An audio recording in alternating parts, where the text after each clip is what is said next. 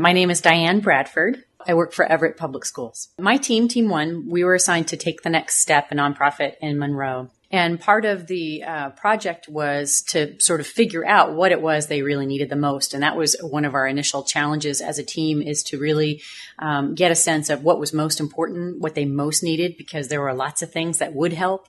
And we boiled it down to two main things, and that was to raise awareness of their nonprofit and the services that they provided in their community, and also to help raise funds. So we are doing a friend raiser, which is to build awareness for Take the Next Step and all the great things they do, but also to hopefully urge people to donate while they're there. Our suggestion actually started with doing this friend raiser and fundraising event to raise funds toward a marketing type video that they could take to service organizations in the area, like Lions Club and Rotary and things like that, and sort of capitalize on a group of people all together in their community to let them know all the great things that they did.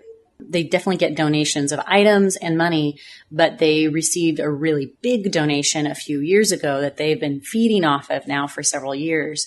And they're getting a little nervous now as they whittle that down. And so that was their need for raising awareness and raising funds to be able to continue their work. We started to make some goals. We brainstormed some ideas.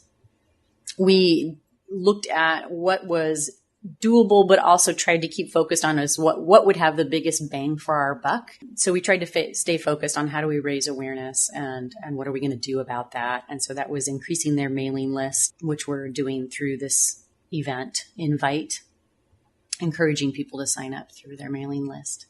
And then planning the event to raise funds and awareness. We just kind of kept at it, and thankfully my team was really organized, and we have some real movers and shakers. And having that established weekly meeting or every other week meeting schedule was really helpful. It started out much more collaborative and brainstorming together, I would say, and then that evolved as some of us had different specialties. You know, it was really fun working with this team of people because we all brought something, and it was neat to work with other professionals from other organizations besides my own workplace. And going into it, there is that nervousness of, man, I hope everybody pulls their weight, but I hope not too much because I don't want to feel bad.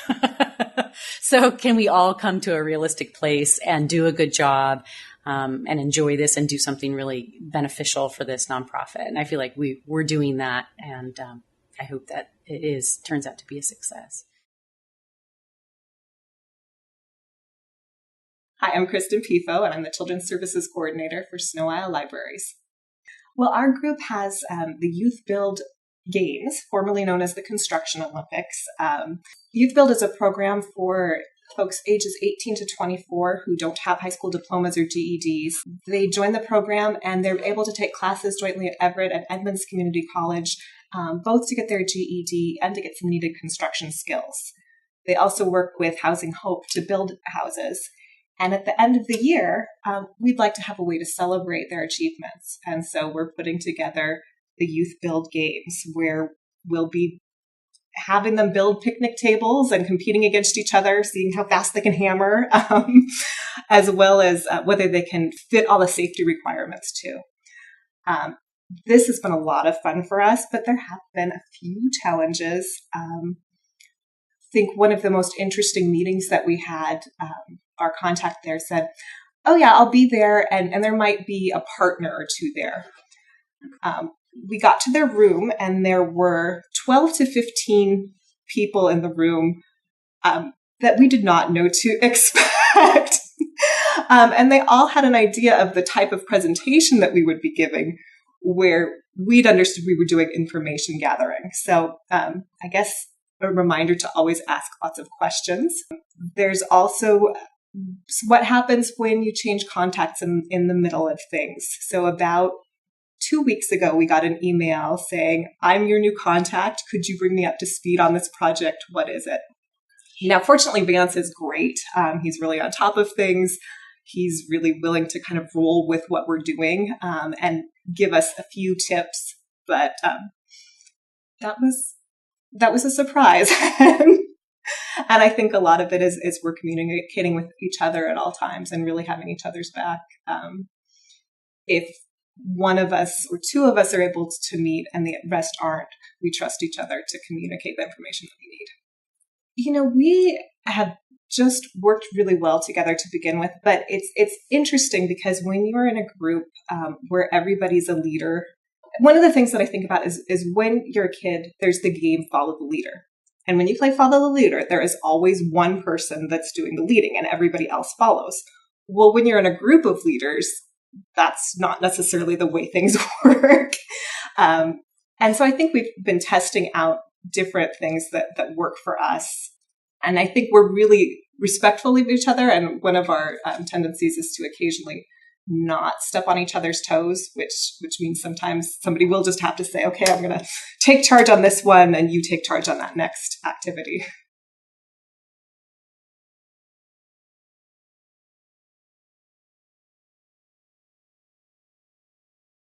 My name is Kelly Ryan. I work at Premier Blue Cross, and I was on the KSER Foundation project team. Our project was to create a community forum to help get input from the community on how to best use the second station that the KSER Foundation just purchased. We spent a lot of time developing our plan and creating a really solid forum, only to find the timeline that we had set up was just too quick. Our team, though, was very resilient. We rolled with the punches, and we had a lot of fun putting everything together. We've had 3 of the community forums so far, but we did have some really good feedback in the forums that we've had. The people who listen to public radio are a lot more passionate than anybody I've ever met. We got to go to a community meeting, which was not a part of our project before we did our project. We got, I don't want to say attacked, but it was hostile. There were people thinking that we were trying to come in and take over the station. Talking about that later is probably the funnest part about the whole project, as far as looking back and laughing, hey, that was funny. But being in that moment, not fun. I feel like it was a really good bonding moment because we were all sitting there and passing the buck basically to the next person to try to speak and calm the masses. It was definitely a learning experience and one that we really took into consideration when we built our plan for our forum. We do have 5 forums. We also have 5 group members. So we have one person doing each forum. As each person does their forum, they do give some lessons learned on what we could have done better, what we thought really worked well, just to help the others along the way, to make sure that each one we do consistently get better, even though not everybody's there for every forum. I think even through the struggles that we had in building our project and putting everything together, I think that doing this project with the team that we had really helped each of us in our own individual ways become better at taking the lead and being a bigger part of an individual project. And I think that's probably one of the biggest things that I'm taking away.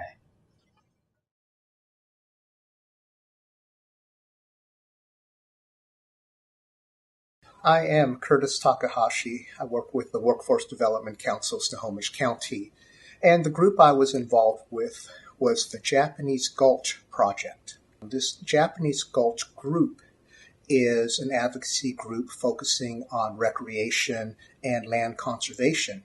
And as part of this land conservation, what we found out is there's a small area of land right now that they are trying to purchase because it can be purchased by an outside group who can do some commercial development on the property. And they're trying to save this area of land. Now that gets us back to our original goal of working on raising some monies for the group, operational monies and sustainable monies. So that's what we were tasked to do. And in the midst of all this as well is they went through some leadership changes. One of the people left and they hired a new project manager at the same time. So some of the communications issues happen, but thanks to email, we were able to rally the troops and bring things together. One of the issues also was trying to get 5 people from all areas of the county together. But we settled into working with the Gulch Project. We went to their planning meetings and sat with them to work out the project. What is it that they really wanted from us, which came down to looking at a certain area of voters within the area that they said, 50% or more said, yes, we will support the Japanese Gulch. How can we reach those people and solicit funding from them to help this organization sustain itself? And we had a lot of ideas at the beginning. Should we do a major fundraiser? Should we do this or that? And as time progressed and we narrowed down the project, we discovered the best way, since we knew there was a target audience already, what was the best effective way to, and most efficient way to get to this aspect of the community and communicate with them, saying that this is a good cause for them in their best interest to give to. And through a number of meetings and a number of chats and talks and all, and phone conversations, we came up, the mailer was going to be the best way to efficiently reach our audience. Once we clarified and really decided on how we were going to approach the project, everything else fell into place. So it was nice bringing a number of professionals together, but very efficient people together, trying to work on a common agenda. And it takes being able to see that common agenda and to get behind that. And that's something that helped, being able for all of us in one way or another to go out to the Gulch board meetings to see the passion within those people on the land that they were serving and the people in the community they were serving. So to see that passion helped spark us along to see what we can do for them.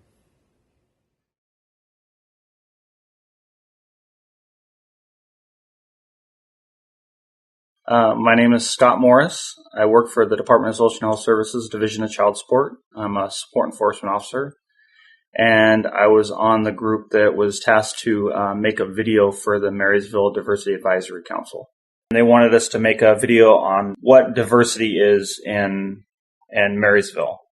And it's been a pretty big impact on me because working for the Division of Child Support, I actually was a tribal liaison for 6 years, and I worked directly with the Tulalip tribes, among other tribes. And then looking at the statistics online of how diverse Marysville really was very surprising to me. We're working with Getchell High School, which has been really cool because they have a video production class.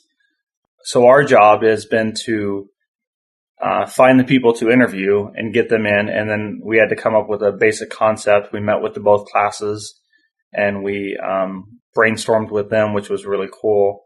And the ideas that the kids had, as far as some ideas with the video, and we incorporated a lot of that. And so right now we're in the production process of making that video.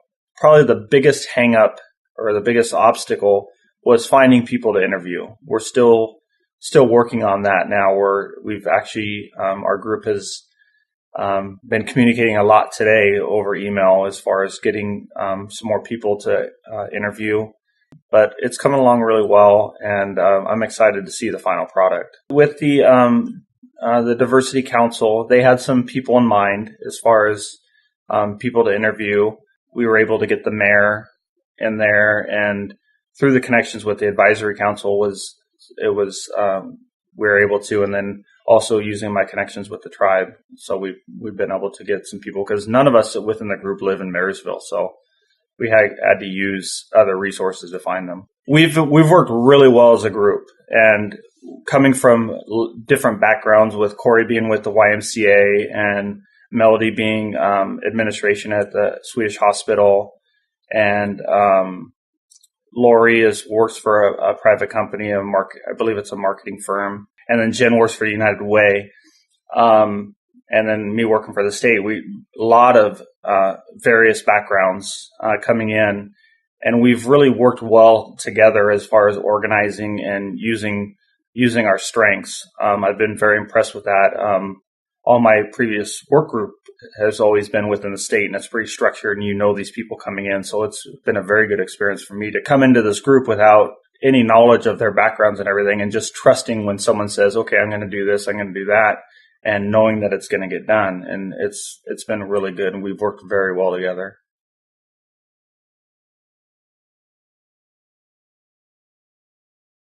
My name is Mary Heffernan Trester. I work at Edmonds Community College, and my project is with the Little Red Schoolhouse. Okay, so we have a team of 5. We're the team with the 2 Marys, so Mary Toos and Mary Trester, and Melissa, Scott, and Ryan. And we are all just really want to be helpful to one another. A couple of us have project management backgrounds, so we kind of drive the deadlines. All in all, we really, personalities and life issues aside, our goal was to create a great event for the Little Red Schoolhouse. It's been great because we just say, hey, listen, we need to meet at 3:00 on Monday, and everyone shows up. So that's really hard to do when everybody is equally busy and has other deadlines and responsibilities. So it's that part. It's just been showing up, wanting to give and be responsible. That's worked really well. Plus, we laugh a lot. So that's a really good thing. We like one another, and we can kind of laugh our way through these stumbling blocks. What was great is I had no idea what the Little Red Schoolhouse was in the very beginning.